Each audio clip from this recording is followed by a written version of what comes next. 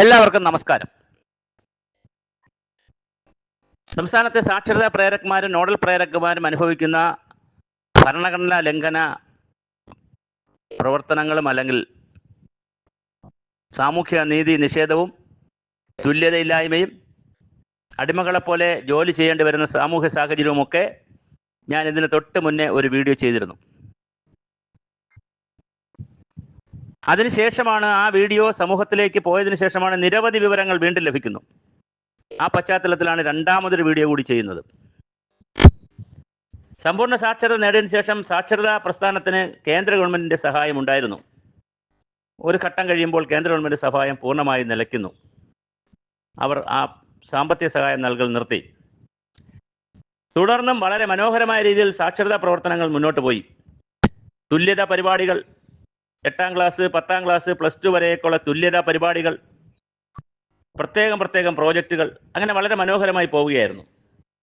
പക്ഷെ ഇതിനിടയിലും ശ്രദ്ധിക്കപ്പെടാതെ പോയൊരു കാര്യം, പ്രേരകന്മാർ, നോഡൽ പ്രേരകന്മാർ, അസിസ്റ്റന്റ് പ്രേരകന്മാർ, ഇങ്ങനെ ഒരു 10,800ഓളം ആളുകൾ നാമമാത്രമായ തുകയ്ക്കാണ് ശമ്പളത്തിനാണ് ജോലി ചെയ്തുകൊണ്ടിരുന്നത്. ശമ്പളമെന്നൊന്നും പറയാൻ പറ്റില്ല, ഓണറേറിയം എന്ന് പോലും പറയാൻ പറ്റില്ല. വളരെ നാമമാത്രമായ തുകയ്ക്കാണ് ജോലി ചെയ്തിരുന്നത്. അവരെ ജോലി സ്ഥിരതയുമായി ബന്ധപ്പെടുത്തിയും നാമമാത്രമായ തുക മാറ്റണമെന്ന് പറഞ്ഞുകൊണ്ട് അവർ സമരം ചെയ്തു. 300 ദിവസത്തോളം സെക്രട്ടേറിയറ്റ് നടയിൽ സമരം നടന്നു. ഒരു സംഘടന നടത്തിയതാണ്. മറ്റൊരു സംഘടന സാക്ഷരതാ മിഷൻ ഓഫീസിന്റെ ഫ്രണ്ടിൽ സമരം നടത്തി. എന്തായാലും സർക്കാർ അവരുമായി ചർച്ചയ്ക്ക് തയ്യാറായി ഒരു ഉത്തരവിറങ്ങി. ഇവരെ LSGDയിലേക്ക്, തദ്ദേശ ഭരണ സ്ഥാപനങ്ങളിലേക്ക് മാറ്റുന്നതായി. പക്ഷെ അപ്പോൾ നോഡൽ ബ്ലോക്ക് തലത്തിൽ പ്രവർത്തിച്ചിരുന്ന നോഡൽ പ്രേരക് എന്ന സംവിധാനം ഇല്ലാതായി. എന്നാൽ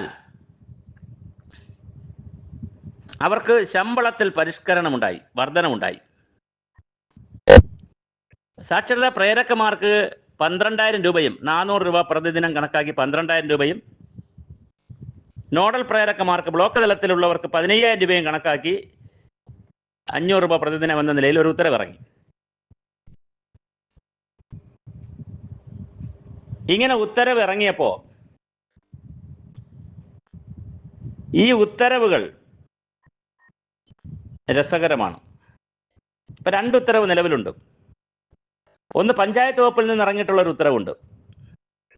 പഞ്ചായത്ത് വകുപ്പിൽ നിന്ന് ഇറങ്ങിയിട്ടുള്ള ഉത്തരവ് പ്രകാരം അവർക്ക് 12,000 രൂപയും 15,000 രൂപയാണ് കണക്ക്. അതിനകത്ത് ഡെയിലി വേജസിന്റെ കാര്യം പറയുന്നില്ല. എന്നാൽ പൊതുവിദ്യാഭ്യാസ വകുപ്പിൽ നിന്ന് ഇറങ്ങിയ മറ്റൊരു ഉത്തരവ് പറയുന്നത് ഈ 12,000ഉം 15,000ഉം പറയുമ്പോൾ തന്നെ അതിനെ സ്പ്ലിറ്റ് ചെയ്ത് ദിവസക്കൂലിയും കൂടി കണക്ക് കൂട്ടി ഉത്തരവിൽ പറയുന്നുണ്ട്. ഇനി മൂന്നാമത്തെ ഒരു തമാശ, ഒരു ലോക തമാശയുണ്ട്. അത് പഞ്ചായത്ത് വകുപ്പിൽ നിന്ന് ഇറങ്ങിയിട്ടുള്ള ഒരു സർക്കുലറാണ്. 27/6/2024 ഈ വർഷം ഇറങ്ങിയ ഒരു സർക്കുലറാണ്. അതൊരു ഭൂലോക തമാശയാണ്. ആ സർക്കുലറിൽ 19 കാര്യങ്ങൾ പറയുന്നുണ്ട്. സാക്ഷരതാ പ്രേരകന്മാർ ചെയ്യേണ്ടുന്ന 19 കടമകൾ. അതിൽ ഒന്നാമത്തത് തുടർ സാക്ഷരതാ പരിപാടിയെ ബന്ധപ്പെട്ട് സാക്ഷരതാ മിഷൻ പറയുന്ന പ്രവർത്തനങ്ങൾ തന്നെ. എന്നാൽ 4ാമതൊരു ഘടകം പറയുന്നുണ്ട്, തദ്ദേശ ഭരണ മേധാവി പറയുന്ന ചുമതലകൾ നിർവഹിക്കുക. അവിടെയാണ് അപകടം കിടക്കുന്നത്. അത് ഞാൻ പിന്നെ പറയാം. പിന്നെ തുടർന്ന് എല്ലാം കൂടി വായിച്ചാൽ എല്ലാം കൂടി ഒരു മാലിന്യ സംസ്കരണ സംവിധാനമാണെന്ന് തോന്നും. ഹരിത കേരളത്തെ സഹായിക്കുക, പിന്നെ അതുപോലെ മാലിന്യം വാരിക്കളയാൻ സഹായിക്കുക, മാലിന്യ സർവേ, ശുചിത്വ സർവേ, പിന്നെ വീടുകളിൽ സർവേ, ഇങ്ങനെ തുടങ്ങി എല്ലാം മാലിന്യ സംസ്കരണ സംവിധാനമാണ് സാക്ഷരത എന്ന് തോന്നും. പിന്നെ ഇടയിൽ ഒരു ഡിജിറ്റൽ സാക്ഷരതയും കൂടെ വെച്ചിട്ടുണ്ട്. അങ്ങനെ ഒരു ഉത്തരവ് ഇറങ്ങിയിട്ടുണ്ട്. ഇതിനു മുമ്പേ ഈ ഇപ്പോഴുള്ള ഡയറക്ടർ, സാക്ഷരതാ മിഷന്റെ ഡയറക്ടർക്ക് തൊട്ട് മുമ്പ് ഇരുന്ന ഡയറക്ടർ ഒരു ഉത്തരവ് ഇറക്കി. എന്താ ഉത്തരവ്? ഈ ആളുകൾക്ക് ശമ്പളം കൊടുക്കണമെങ്കിൽ അവർ 50 സാക്ഷരതാ പഠിതാക്കളെയും 50 തുല്യതാ ഹയർ സെക്കൻഡറി ഹൈസ്കൂൾ പഠിതാക്കളെയും കണ്ടുപിടിക്കണം. ഇവിടെ സമ്പൂർണ്ണ സാക്ഷരത നേടിയ നാടാണ്.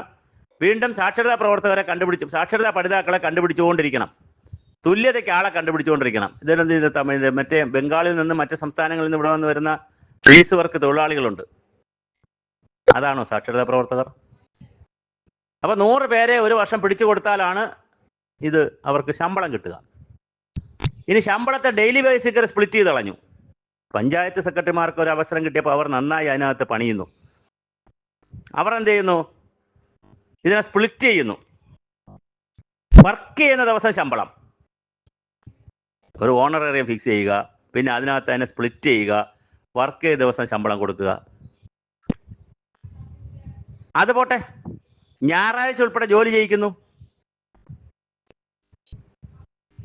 അതും സഹിക്കാം. 6 മാസം കൂടും ആയിട്ടും ശമ്പളം കിട്ടാത്തവരുണ്ടെന്നേ. ഇതുവരെ 6 മാസം ആയിട്ടും ശമ്പളം കയ്യിൽ കിട്ടാത്തവരുണ്ട്. ഒന്നിച്ച് കിട്ടൂലേ എന്നാണ് ചോദിക്കുന്നത്. ബന്ധപ്പെട്ട ഉദ്യോഗസ്ഥർ പറയുന്നത് ഒന്നിച്ച് കിട്ടുകയില്ലേ. അങ്ങനെയാണെങ്കിൽ ഈ ബില്ല് എഴുതുന്ന പഞ്ചായത്ത് സെക്രട്ടറിക്ക് ഒന്നിച്ച് ശമ്പളം കിട്ടിയാൽ മതിയോ? ഈ ഉത്തരവിറക്കിയ ജോയിന്റ് ഡയറക്ടർ, പഞ്ചായത്ത് വകുപ്പിലെ ജോയിന്റ് ഡയറക്ടർക്ക് ഒരു ദിവസം ശമ്പളം മുടങ്ങിയ വെറുതെ ഇരിക്കുമോ? ഒരു മാസമൊക്കെ അങ്ങ് പോട്ടെ. നമ്മുടെ സർക്കാർ സംവിധാനത്തിലെ ഈ ഉത്തരവുകളിൽ തുല്യം ചാർത്തുന്ന ഏതെങ്കിലും ഉദ്യോഗസ്ഥനോ ഉദ്യോഗസ്ഥയ്ക്കോ 5 ദിവസം ശമ്പളം മുടങ്ങിയ വെറുതെ ഇരിക്കോ? അപ്പോഴാണ് 6 മാസമായി ശമ്പളം കൊടുക്കുന്നില്ല. ചെറിയ തുകയാണ് കൊടുക്കുന്നത്, അത് 6 മാസമായിട്ട് കൊടുക്കുന്നില്ല. പലർക്കും 6000, 4000, 5000 രൂപയാണ് കിട്ടുന്നത്. 12,000 എഴുതി വെച്ചിരിക്കുന്ന സ്ഥലത്ത്, 15,000 എഴുതി വെച്ചിരിക്കുന്ന സ്ഥലത്ത് 7,000, 8,000 കിട്ടുന്നത്. അത് കയ്യിലോട്ട് കിട്ടുന്നില്ല. സർക്കാർ ഒരു ഉത്സവബത്ത കൊടുത്തു 1000 രൂപ. പഞ്ചായത്തും ചില പഞ്ചായത്തുകളിൽ അറിയാതെ അവരും ഉത്സവബത്ത കൊടുത്തു. ഇതൊക്കെ മനസ്സിലാക്കി ഉടനെ തിരിച്ചടയ്ക്കണമെന്ന് പറഞ്ഞു. കുറെ പ്രേരകമാർ സാവകാശം ചോദിച്ചു, അത് കൊടുത്തില്ല. പോട്ടെ, അത് സർക്കാരിന്റെ പണമാണ്, അങ്ങനെ സാവകാശം പോട്ടെ. തൊഴിൽ നികുതി പിരിക്കുന്നു 600 രൂപ. 600 രൂപ തൊഴിൽ നികുതി പിരിക്കുക, ഞായറാഴ്ചകളിൽ ജോലി ചെയ്യിക്കുക, ചിലയിടങ്ങളിലെ 7 ദിവസവും ജോലി ചെയ്യിക്കുക, ഒപ്പിട്ട് കഴിഞ്ഞാൽ അനുവാദമില്ലാതെ പുറത്തു പോകാൻ പറ്റാതിരിക്കുക. ഒരുതരം അടിമ പണിയാ.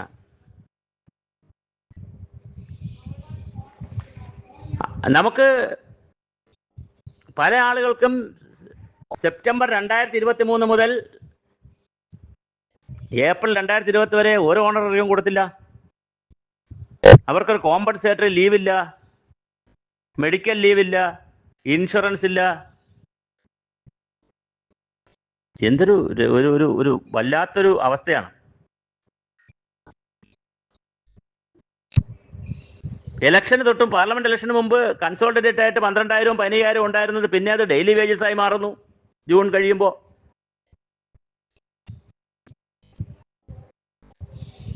ഇനി വേറെ പല സ്ഥലങ്ങളിലുള്ള വേറെ തമാശ പറഞ്ഞുതരാം. അതാണ് ഇതിനേക്കാൾ ഏറ്റവും വലിയ തമാശ. പ്രേരകമാർ ചെയ്തുകൊണ്ടിരിക്കുന്ന ജോലി, പഞ്ചായത്തിൽ ട്രേഡേഴ്സ്, കച്ചവടക്കാരുടെ ലിസ്റ്റ് എടുക്കുക.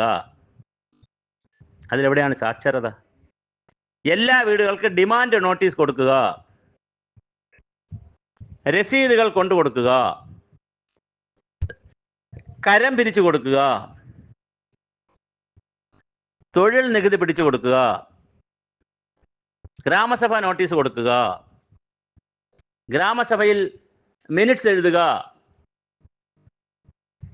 ഗ്രാമസഭയുടെ കോർഡിനേഷൻ നടത്തുക തുടങ്ങി പഞ്ചായത്തിൽ നടക്കുന്ന എല്ലാ പ്രവർത്തനങ്ങളും ചെയ്യിക്കുക. 4ാമത്തെ ക്ലോസ് ആയിരിക്കും സെക്രട്ടറിമാർ പിടിച്ചിരിക്കുന്നത്. 4ാമത്തെ നിർദ്ദേശം, 4ാമത്തെ സർക്കുലറിലെ 4ാമത്തെ നിർദ്ദേശത്തിൽ പറയുന്നത് തദ്ദേശ സ്വയംഭരണ മേധാവി നൽകുന്ന ചുമതലകൾ നിർവഹിക്കാമെന്നാണ്. അതിന്റെ അർത്ഥം പഞ്ചായത്തിലെ സകല ജോലിയും അവരെ കൊണ്ട് ചെയ്യിക്കാമെന്നല്ല. അങ്ങനെ ഒരു ഉത്തരവില്ല.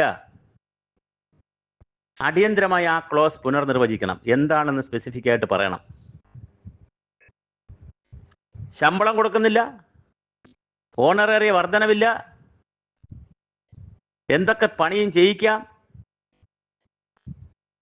ഇതാണ് അവസ്ഥ. 60-40 കണക്ക്. 40% തുക സാക്ഷരതാ മിഷൻ, ഇവരുടെ ശമ്പളത്തിന്റെ 60% തുക LSGDയിൽ നിന്ന്, തദ്ദേശ സ്വയംഭരണ വകുപ്പിൽ നിന്ന്. സാക്ഷരതാ മിഷനിൽ നിന്നും സമയത്ത് പണം പോകാതിരുന്നാലും ഇവർക്ക് ശമ്പളം മുടങ്ങും.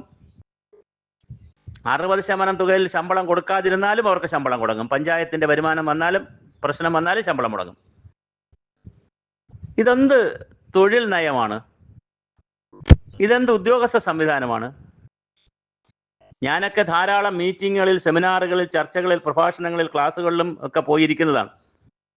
അപ്പോൾ ഞാൻ സാക്ഷരതാ പ്രവർത്തകരെ കാണുമ്പോൾ വളരെ അഭിമാനപൂർവ്വം പ്രേരകമാർ വന്നിട്ടില്ലേ എന്നൊക്കെ ചോദിക്കുമ്പോൾ അവർ അവിടെ ഫ്രണ്ടിലൊക്കെ വന്നിരിക്കുന്നുണ്ടാവും. പക്ഷെ എന്തൊരു മാനസിക സംഘർഷമാണ് അവർക്കുണ്ടാവുക. അവർ മനുഷ്യരല്ലേ? SSLC മുതൽ മുകളിലോട്ട് MSc യും MAയും MPhilഉം PhD ഉള്ളവരുണ്ടോ എന്ന് എനിക്ക് സംശയമുണ്ട്. എന്തായാലും PG ഉള്ളവരുണ്ട്, MSW ഉള്ളവരുണ്ട്, MBA ഉള്ളവരുണ്ട്. അപ്പൊ ചോദിക്കും, എന്തിനാണ് സാക്ഷരതാ മിഷന്റെ ഈ പ്രേരക്കായിട്ട് നിൽക്കുന്നത്? ഇവിടെ നമ്മളെ ഫുഡ് ഓർഡർ ചെയ്താൽ കൊണ്ടുവരാൻ എഞ്ചിനീയർമാരുണ്ടെന്നേ ഈ നാട്ടിൽ. PhD എടുത്ത ആള് സെക്രട്ടേറിയറ്റിൽ അസിസ്റ്റന്റ് ആയിട്ട് ജോലി ചെയ്യുന്നുണ്ട്. അപ്പോൾ നാടിന്റെ തൊഴിലില്ലായ്മയെക്കുറിച്ചും അഭ്യസ്ത വിദ്യരുടെ തൊഴിലില്ലായ്മയെക്കുറിച്ചും അവർ മറ്റ് ജോലികളെ ചെയ്യുന്നതിനെക്കുറിച്ചും ഒരു 10 വീഡിയോ ചെയ്യാനുണ്ട്. അതുകൊണ്ട് ഞാനിപ്പോൾ ആ വിഷയത്തിലേക്ക് പോകുന്നില്ല. അപ്പൊ സാക്ഷരതാ പ്രവർത്തകരെ കൊണ്ട് ഇങ്ങനെയൊക്കെ ചെയ്യിപ്പിച്ചപ്പോൾ തളർന്നു പോയത് എന്താണ്? തുല്യതാ പരിപാടി എത്ര മനോഹരമായൊരു പ്രോജക്റ്റാണ്. എല്ലാവരെയും 8ാം ക്ലാസ് ആക്കുക, പിന്നെ 10ാം ക്ലാസ് ആക്കുക, പിന്നെ അത് കഴിഞ്ഞ് +2 ആക്കുക. എത്ര മനോഹരമാണ് ആ പ്രോജക്റ്റ്. അത് തളർന്നുപോയി. വിവിധ വിഷയങ്ങളിലെ സാക്ഷരതാ മൂവ്മെന്റുകൾ എടുക്കാനുള്ള വിഷയങ്ങൾ തളർന്നുപോയി. പ്രളയം വന്ന നാടാണ്. എന്തുകൊണ്ടൊരു ദുരന്ത പരിപാലന സാക്ഷരത നടക്കുന്നില്ല? ഉരുൾപൊട്ടലുകളുടെ നാടാണ്. എന്താണ് മലയോരങ്ങളിൽ അങ്ങനെ ഒരു സാക്ഷരത നടക്കുന്നില്ല? അവിടെ എങ്ങനെ ജീവിക്കണം? അത്തരം കാര്യങ്ങൾ. കാലാവസ്ഥ മാറ്റം ഉണ്ടാകുന്നു, പരിസ്ഥിതിക്ക് നാശം ഉണ്ടാകുന്നു, ആരോഗ്യ പ്രശ്നങ്ങൾ ഉണ്ടാകുന്നു, 20 ഇനം പനികൾ നമുക്ക് മുന്നിൽ വന്നു നിൽക്കുന്നു. മാലിന്യത്തിന്റെ പ്രശ്നമുണ്ട്. മാലിന്യ സംസ്കരണത്തിൽ ശുചിത്വ സാക്ഷരത എന്ന് പറയുന്ന അതിന്റെ software component IEC, information education communication, BCC, behavioural change communication, ആ പ്രവർത്തനങ്ങൾക്ക് സാക്ഷരതക്കാർ ഉപയോഗിച്ചോളൂ, സാക്ഷരതാ പ്രേരകന്മാരെ. അല്ലാതുള്ള ഒരുപാട് കാര്യങ്ങൾക്ക് അവരുടെ സേവനം ഉപയോഗിക്കുകയാണ്. എഴുതി വെച്ചിരിക്കുകയാണ് ഉത്തരവിൽ തന്നെ. ആരാണ് ഈ ഉത്തരവ് ഇറക്കുന്നത്? എന്ത് കാഴ്ചപ്പാടാണ് സാക്ഷരതയെക്കുറിച്ചുള്ളത്? തുടർ വിദ്യാഭ്യാസം എന്ന് പറഞ്ഞാൽ എന്താണ് ഉദ്ദേശിക്കുന്നത്? യാതൊരു തത്വദേശയുമില്ലാതെ, യാതൊരു ഹോംവർക്കും ചെയ്യാതെ ഇരിക്കുന്ന ഉദ്യോഗസ്ഥരുടെ മനോവിലാസം അനുസരിച്ച് പഞ്ചായത്ത് രാജിന് വിട്ട് കിട്ടിയത് കൊണ്ട് പഞ്ചായത്ത് രാജിലെ തദ്ദേശഭരണ സ്ഥാപനങ്ങളിലെ ഏറ്റവും വലിയ പ്രശ്നം മാലിന്യമായതുകൊണ്ട് എവരും കൂടി മാലിന്യം രംഗത്ത് പ്രവർത്തിക്കട്ടെ. അങ്ങനെയല്ലല്ലോ. എന്താണ് ഇവരെ മാൻഡേറ്റ്? അങ്ങനെ മാൻഡേറ്റ് ഇല്ലയോ? അങ്ങനെ സമ്പൂർണ്ണ സാക്ഷരതാ പ്രവർത്തനം കഴിഞ്ഞ ശേഷം തുടർ സാക്ഷരതയ്ക്ക് ആവശ്യമായ ഒരു മാനുവൽ ഇല്ലയോ? ഒരു സംസ്ഥാനാടിസ്ഥാനത്തിൽ ഒരു കൺസെപ്റ്റ് നോട്ടും ഒരു ഇതെന്ത് ചെയ്യണം എന്നതിനെ സംബന്ധിച്ച് കൃത്യമായ ഒരു തത്വവും നയവും ഉണ്ടാക്കിയിട്ടില്ലയോ? ഉണ്ടോ എന്ന് എനിക്കറിയില്ല. ഇല്ലെങ്കിൽ അടിയന്തരമായി ഒരു കമ്മീഷനെ വെക്കണം. ഒരുപാട് കമ്മീഷനുകൾ പലപ്പോഴും വെച്ചിട്ടുണ്ട്. അവർ വന്ന് എന്തെങ്കിലുമൊക്കെ എഴുതി കൊടുക്കുന്ന പലതും നടപ്പിലാക്കാതെ പോകുന്ന രീതിയല്ല. ഒരു സമയബന്ധിതമായി 2-3 മാസം കൊണ്ട് റിപ്പോർട്ട് കൊടുക്കാൻ കഴിയുന്ന നല്ല ഒരു കമ്മീഷനെ വയ്ക്കുക, അല്ലെങ്കിൽ എക്സ്പേർട്ട് കമ്മിറ്റി വയ്ക്കുക. അടിയന്തരമായി സാക്ഷരതാ മിഷൻ തന്നെ നേരിട്ട് പഞ്ചായത്ത് വകുപ്പിന്റെയും സാക്ഷരതാ വകുപ്പിന്റെയും നേതൃത്വത്തിൽ, സാക്ഷരതാ മിഷന്റെയും നേതൃത്വത്തിൽ ഒരു ആശയ ശില്പശാല സംഘടിപ്പിക്കുക. ആശയ ശില്പശാല സംഘടിപ്പിച്ച് പുതിയ ആശയങ്ങൾ രൂപീകരിക്കുക. അതിനനുസരിച്ചുള്ളൊരു സർക്കാർ ഉത്തരവ് പുറപ്പെടുവിക്കുക. ഒരു ഗൈഡ് ലൈൻ, 10,800 ആളുകൾ ജോലി ചെയ്യുന്ന സാക്ഷരത പോലുള്ള ഒരു മേഖലയിൽ, തുടർ സാക്ഷരത മേഖലയിൽ ഒരു നല്ല മാർഗരേഖ, ഒരു ഗൈഡ് ലൈൻ, ഒരു കൈവഴി പുസ്തകം. എന്തൊക്കെയാണ് ചെയ്യാൻ പറ്റുക? സാക്ഷരതാ പ്രവർത്തകർ ചെയ്യേണ്ടത്, എന്ത് ചെയ്തുകൂടാ, ഡു ഓർ ഡോൺസ്, എന്തൊക്കെ ചെയ്യാം, എന്തൊക്കെ ചെയ്തുകൂടാ, ഇതിനെ സംബന്ധിച്ചൊരു ഗൈഡ് ലൈൻ ഉണ്ടാക്കി താഴേക്ക് പോകേണ്ടത് ആവശ്യമാണ്. നല്ല പരിശീലനം കൊടുക്കണം സാക്ഷരതാ പ്രവർത്തകർക്കും പ്രേരകന്മാർക്കും ഒക്കെ. കമ്മ്യൂണിറ്റി ലേണിംഗ് സെന്ററുകൾ ആരംഭിക്കണം. അത് ഞാൻ പഴയ വീഡിയോയിൽ പറഞ്ഞതാണ്. അപ്പം അതുകൊണ്ട് തുല്യതാ പരിപാടികളെ സമ്പൂർണ്ണമായി എല്ലാവരെയും +2 വരെ എത്തിക്കുന്നതിനുള്ള തുല്യതാ പരിപാടികൾ നന്നായി കൊണ്ടുപോവുക. വിവിധ വിഷയങ്ങളിൽ സാക്ഷരതാ പ്രവർത്തനങ്ങൾ ഏറ്റെടുക്കുക. പ്രേരകന്മാരെ, നോഡൽ പ്രേരകന്മാരെ, അസിസ്റ്റന്റ് പ്രേരകന്മാരെ മറ്റ് അലിബിലീസ് പരിപാടികളിലൊന്നും പങ്കെടുപ്പിക്കാതിരിക്കുക. പഞ്ചായത്തിലെ മറ്റ് പ്രവർത്തനങ്ങൾ ചെയ്യാൻ അതിനുള്ള സംവിധാനം ആലോചിക്കണം. എവരെ അതിന് പ്രയോജനപ്പെടുത്തരുത്, ഉപയോഗിക്കരുത്. ഇനി വ്യക്തിപരമായ കാര്യങ്ങൾക്ക് ഉപയോഗിച്ചാലും അത്ഭുതമില്ല. അങ്ങനത്തെ ഒരു നാടാണ് ഇവിടെ. ചൂഷണം നടക്കാനുള്ള സാധ്യതയുള്ള മേഖലയാണ്. നാളെ ഒരു ഹേമ കമ്മിറ്റി റിപ്പോർട്ട് വേണ്ടി വരുമോ? വലിയ ചൂഷണമൊക്കെ നടക്കാവുന്ന മേഖലയാണ്. വനിതകളൊക്കെ ജോലി ചെയ്യുന്നൊരു മേഖലയാണിത്. ചൂഷണവും പീഡനവും തട്ടിപ്പും ഒക്കെ നടന്നാലും അത്ഭുതമില്ല. ഇതാണ് സ്ഥിതിയെങ്കിൽ പഞ്ചായത്ത് സെക്രട്ടറിമാർ ഒന്ന് ശ്രദ്ധിക്കേണ്ടത്, നിങ്ങൾക്ക് അധികാരം കിട്ടിയെന്ന് വിചാരിച്ച് അത് ദുർവിനിയോഗം ചെയ്യരുത്. നിങ്ങളുടെ ശമ്പളം പോലെ കാണണം. നിങ്ങൾ ശമ്പളം പിടിച്ചു വെക്കുന്നു, ശമ്പളം തടഞ്ഞു വെക്കുന്നു, ബില്ലുകൾ തടഞ്ഞു വെക്കുന്നു. എന്തിന്?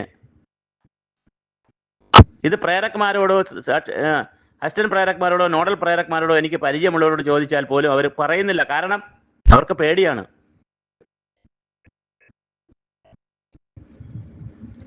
ഇനി അവരുടെ ഈ പറയുന്നവരുടെ ശബ്ദമോ അല്ലെങ്കിൽ ആ പറയുന്ന മെസ്സേജോ പുറത്തു പോയാൽ അവർക്ക് എന്തായാലും ഭീഷണി വരും, അവരുടെ ജോലി പോകും, അവർക്ക് ഭയമാണ്. എങ്കിലും ഞാൻ വിവരങ്ങൾ താഴെ നിന്ന് എടുത്തിട്ടുണ്ട്. തീർച്ചയായും സാക്ഷരതാ പ്രേരക്മാർക്ക് അന്തസ്സായി അഭിമാനത്തോടു കൂടി ജീവിക്കുവാനുള്ള ഒരു സാഹചര്യം ഒരുക്കാൻ തൊഴിൽ വകുപ്പും വിദ്യാഭ്യാസ വകുപ്പും പഞ്ചായത്ത് വകുപ്പും, അത് തദ്ദേശഭരണ വകുപ്പും ഗൗരവമായി ആലോചിക്കണം. അവർക്ക് മാന്യമായ കൺസോളിഡേറ്റഡ് ആയിട്ടുള്ള ശമ്പളം ഫിക്സ് ചെയ്യണം, കോമ്പൻസേറ്ററി അലവൻസുകൾ ഫിക്സ് ചെയ്യണം, കോമ്പൻസേറ്ററി ലീവുകൾ കൊടുക്കണം, മറ്റ് ഹെൽത്ത് ഇൻഷുറൻസ് പോലുള്ള കാര്യങ്ങൾ അവർക്ക് കൂടി വ്യാപിപ്പിക്കണം. അവരുടെ ജോലിയെ സംബന്ധിച്ച്, അവരുടെ ഡ്യൂട്ടിയെ സംബന്ധിച്ച് കൃത്യമായൊരു മാഗ്ന കാർട്ട, ഒരു ഗൈഡ് ലൈൻ ഉണ്ടാവണം. പഞ്ചായത്തിലെ എല്ലാ പണിയും, കരം പിരിക്കുന്ന പണിയും തുടങ്ങി ലിസ്റ്റ് എടുക്കുന്ന പണിയും ഒന്നും അവർക്കുള്ളതല്ല. അതല്ല അവരെ പോസ്റ്റ് ചെയ്തിരിക്കുന്നതും. അവരുടെ ജോലി വേറെയാണ്. സാക്ഷരതയും തുടർ സാക്ഷരതയും തുല്യതയും ഒക്കെയാണ്. അത് ചെയ്യുവാനുള്ള ഒരു സംവിധാനം ഉണ്ടാകട്ടെ. തീർച്ചയായും അവരും ഭരണഘടനാപരമായി തന്നെ ഈ രാജ്യത്തെ അന്തസ്സോടെയും അഭിമാനത്തോടെയും ജീവിക്കാൻ അർഹതയുള്ളവരാണ്. അവർ വിദ്യാഭ്യാസം ചെയ്തവരുമാണ്. നമ്മുടെ ഒരു സാമൂഹ്യ സാഹചര്യത്തിൽ തൊഴിലില്ലായ്മയുടെ പുതിയ ലോകത്ത് ഒരുപക്ഷെ സാമൂഹ്യ സേവന മനസ്സുകൊണ്ട് ഇതിനകത്ത് വന്ന ഒരുപാട് പേരുണ്ടാകാം, തൊഴിലിന് വേണ്ടി വന്നവരുണ്ടാകാം. രണ്ട് രീതിയിൽ വന്നവരായാലും അവർ മാന്യമായി ട്രീറ്റ് ചെയ്യപ്പെടണം. അവർ അർഹമായ മാന്യമായ സ്ഥാനം, അത് ശമ്പളം കൊടുത്തും മാന്യമായ ജോലിയിലെ അന്തസ്സ് ഉയർത്തിയും ചെയ്യേണ്ടത് അത്യാവശ്യമാണ്. ഇതിനാവശ്യമായ നടപടികൾ ബന്ധപ്പെട്ടവർ സ്വീകരിക്കുമെന്ന് കരുതുന്നു.